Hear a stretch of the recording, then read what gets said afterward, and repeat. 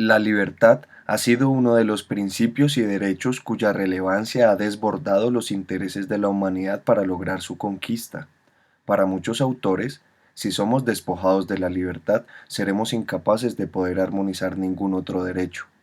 En igual sentido, ha sido un menester para la sociedad el efectivo acceso y la correcta administración de justicia, puesto que esto garantiza un orden, brinda seguridad jurídica y evita la normalización de tomar vías de hecho. Pese a que por norma general el ordenamiento jurídico debería estar en equilibrio y armonía, muchos fundamentos y derechos entran en colisión, reafirmando consigo la importancia de entender que ningún derecho es absoluto. En este caso, en defensa de la libertad está la presunción de inocencia, la cual predica que toda persona será inocente hasta que se demuestre lo contrario. Y la forma de demostrar lo contrario es, con el rigor de las medidas procesales, con el material probatorio apropiado, ser vencido en juicio y quedar bajo el yugo de una sentencia condenatoria ejecutoriado. Es por ello que durante un proceso judicial se supone que en principio debe ser llevado con el procesado en libertad.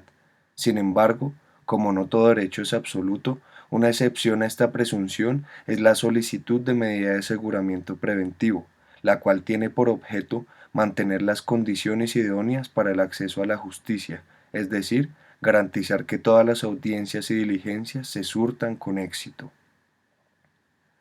Por ello buscamos vislumbrar de forma sucinta la naturaleza de las solicitudes de medida de aseguramiento dentro de la justicia penal militar, las condiciones y supuestos de hecho que deben surtirse para su aplicación, la normatividad circundante a este tipo de medidas y un pequeño paralelo con la justicia ordinaria. La audiencia preliminar de formulación de solicitud de medida de aseguramiento y su revocatoria o sustitución. ¿En qué consiste la audiencia? Pues bien, como su nombre lo indica, se trata de establecer medidas de aseguramiento que son actuaciones procesales de carácter preventivo y temporal solicitadas por las partes o de oficio en un proceso. Así pues, estas se dictan sobre personas naturales mediante providencias judiciales con la finalidad de garantizar la aplicación eficiente del fallo que determine la responsabilidad penal. Asimismo, asegurar la comparecencia de los sujetos procesales y generar una seguridad jurídica dentro de la colectividad. La audiencia de medida de aseguramiento tiene como propósito central que se exponga con transparencia ante el juez y los intervinientes en la audiencia las razones por las cuales se considera necesario que a un ciudadano se le imponga una medida de aseguramiento, bien sea o no privativa de la libertad. Ahora bien, cuando hablamos sobre las audiencias para la revocatoria o la sustitución de la medida, quiere decir que en ellas se va a considerar que los presupuestos probatorios que existían como fundamento para dictar la medida han desaparecido. En ese orden de ideas, la medida preventiva requiere para su revocatoria la inferencia razonable que fue utilizada al momento de su imposición y por tanto debe verificarse si los elementos probatorios, la evidencia física o la información legalmente obtenida aún soportan la probable participación del imputado y el riesgo de su no eficaz ejercicio de la justicia o el riesgo que ello implica para la comunidad.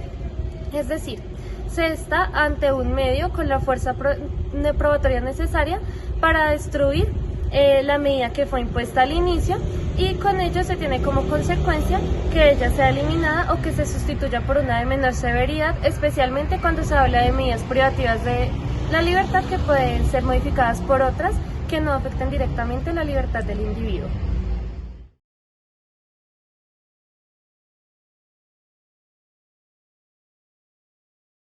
Las medidas de aseguramiento se encuentran estipuladas en el título 3 de la Ley 1407 de 2010, entre los artículos 464 al 473.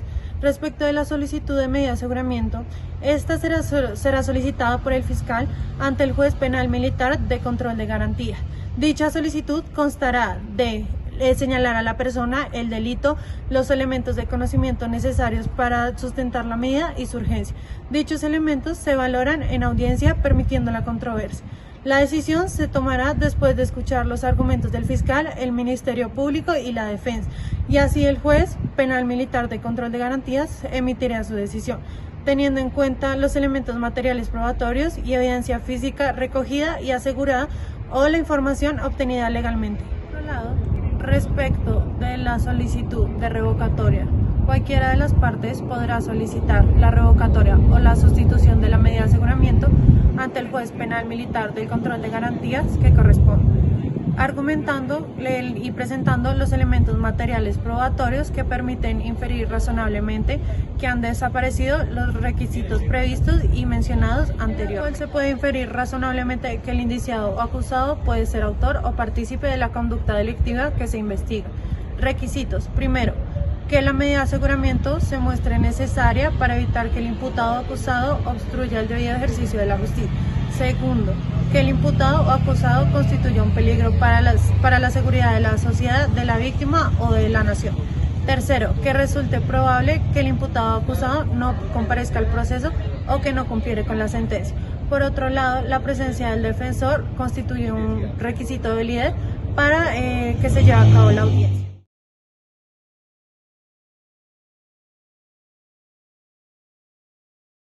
Frente a la pregunta si existen o no recursos frente a las decisiones que se interponen en esta audiencia, el artículo 339 del Código Penal Militar nos establece que podemos interponer dos tipos de recursos, lo que son los recursos ordinarios, los cuales establecen que son la reposición y la apelación.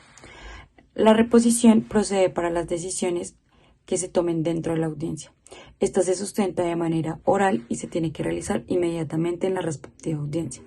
El recurso de reposición tiene como característica el ser un medio de impugnación frente a las providencias judiciales, cuya función consiste en que el mismo funcionario que las profirió las resuelva dentro de la audiencia.